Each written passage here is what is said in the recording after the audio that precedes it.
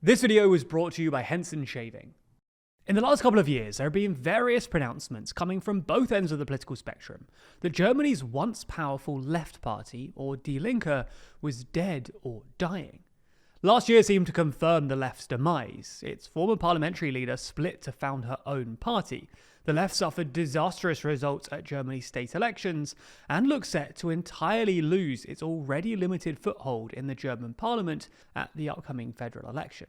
However, with that election now less than 10 days away, the left's fortunes appear to have unexpectedly changed, and the party's enjoying a last-minute surge in membership and a rise in the polls, taking them above the crucial 5% parliamentary threshold. So in this video, we're going to explain why the left has seemingly come back from the brink, and why its resurgence could complicate Germany's post-election coalition formation.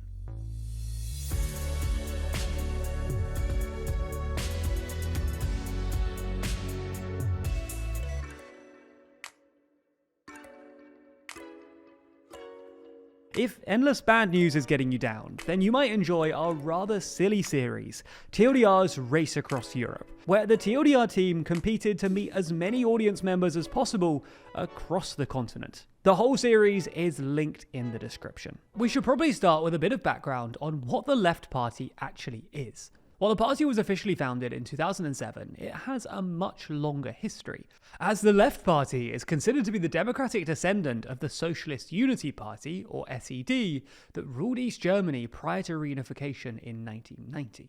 Generally considered to be far left to left wing, the Populist Party's traditional stronghold has been the former East, where it was most established and garnered support from left-behind voters, and where it has been the head of, or at least a junior partner, in various state-level governments. Now, we'll keep this story brief, but the left suffered decline throughout the 2010s, particularly as it was displaced in East Germany by the far-right AfD. Rudderlessness and infighting in the Left Party culminated in a public split, with ex-parliamentary leader Sarah Wagenknecht founding her own eponymous party in 2024, which could have been the nail in the coffin for the Left Party. But has the party actually turned a corner? Well, it certainly looks possible. Since the beginning of 2025, more than 23,000 people have joined the Left Party, pushing its total membership beyond 81,000, beating its 2009 record. Obviously, this suggests that the party is anything but dead, something that's also backed up by its polling. The party was polling at around 3% at the start of the year, but it has risen as the election draws nearer, with it hitting as high as 6% in the most recent round of polls at the time of writing, even overtaking the relatively new populist left conservative Sarah Wagenknecht Alliance, or BSW, whose support has fallen from its highs last year of around 9 to 10%. So what has the left's strategy been to fuel this apparent comeback? Well, for starters, with the goal of winning over frustrated left-of-centre voters, the left has attacked the unpopular SPD and Greens, accusing them of failing to combat the country's cost of living crisis during their time in office. As such, the party has put economic security, affordability and redistribution at the front and centre of its election platform, calling for the scrapping of VAT on basic foodstuffs and a wealth tax to combat inequality, to name but a few policies. But that's not been the party's only notable pitch. The Left Party has also pitched itself as a bulwark against the country's apparent rightward political shift, for instance on migration, vowing to give, quote, not an inch for the fascists. In fact, it's perhaps this factor that's been the greatest boon for the left, which has managed to capitalise on recent political events. In late January, the conservative CDU-CSU was able to narrowly pass a parliamentary motion urging for a crackdown on migration thanks to the votes of the AfD.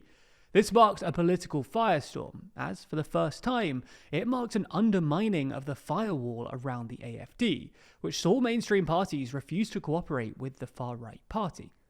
While opposition to the CDU-CSU breaking that taboo came from many sides, including from within the CDU, as well as from the SPD and Greens, perhaps the most powerful and far-reaching condemnation came from the Left Party's joint lead candidate, Heidi Reicheneck. Her fiery speech aimed at CDU leader Friedrich Merz went viral, racking up more than 6 million views on Reicheneck's TikTok alone, and a total estimated 30 million across various platforms. In fact, it was actually on the day of the vote and Reicheneck's speech, January 29th, that the left saw its largest surge in new members. This forms part of what looks like a pretty strong online strategy from the left, which is likely to help the party with younger voters. In fact, the average age of the party's new sign-ups is 28, and they lean 53% female too. One recent poll shows the left as the joint most popular party, with the Greens, among 18 to 29-year-olds, with 19% support, a massive improvement on the 8% support that they got from that cohort in the 2021 election. The party has doubtless benefited from new leadership too, having replaced its previous co-chairs last year with Jan van Aken and Ines Schwertner, and drafting Heidi Rijkenek to be the new co-lead candidate with van Aken. They are also hoping to recapture some of their traditional Eastern heartlands by standing 3 veteran left politicians as part of the so-called Mission Silverlocks, a tongue-in-cheek reference to the 3 men's average age of 70. The mission's dual purpose is to win 3 constituency seats, which means that even if the party falls below the 5% threshold, it would still be awarded seats corresponding to their vote share. Now, it's worth doing a bit of a reality check here. We've obviously been talking a lot about the relative resurgence of the left, not the kind of dramatic swing that would see it surge to a podium position. Even securing the 6% that they're currently polling would still not be a fantastic result for the left by historic standards. So it might seem that this is sort of an irrelevant story, but that's not the case.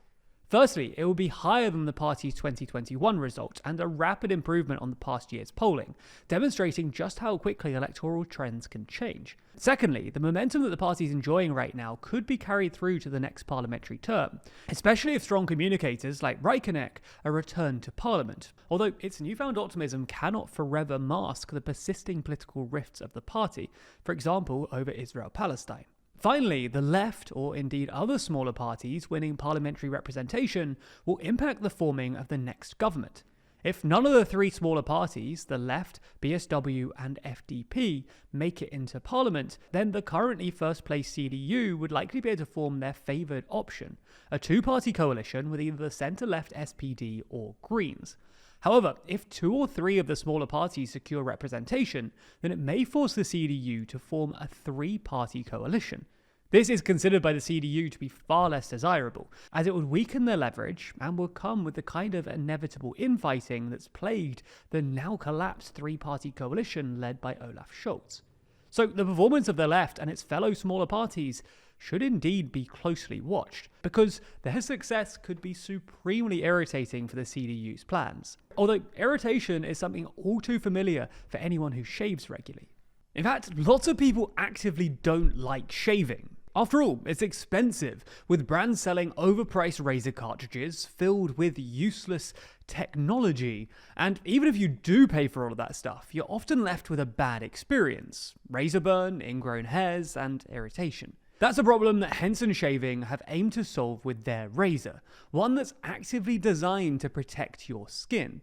In fact, Henson razors are better for 3 reasons. Firstly, Henson's AL13 razor, which they produce at their aerospace machine shop, holds blades at a perfect 30-degree angle, extending the blade only 0.0013 inches past the shave plane. That's less than the thickness of a human hair, and ensures that the blade is supported properly, unlike many other companies' blades, which in turn makes sure that you have a far better shave for your skin. Secondly, they're just cheaper. Those fancy blade cartridges are full of single-use junk, which makes each individual blade vastly more expensive than it has to be. Henson's razor takes totally standard blades, which cost just a few cents, which means that you can save money and can afford to replace your blades more often, so that you don't need to keep dragging a dull razor across your face just to try and get value out of that overpriced plastic. Speaking of plastic, those other cartridges certainly aren't good for the environment either, with 2 billion razor cartridges thrown away every year in the US alone. That's not true of Henson's blades though, which contain 0 plastic, even in their packaging. If you want to try it out, then click the link in the description, add a razor and 100 blades to your cart, and then once you've done that, use our discount code TLDR at checkout, and you'll get all of those blades absolutely free. Using our link and our code also means that they know that you came from us, which really helps us out.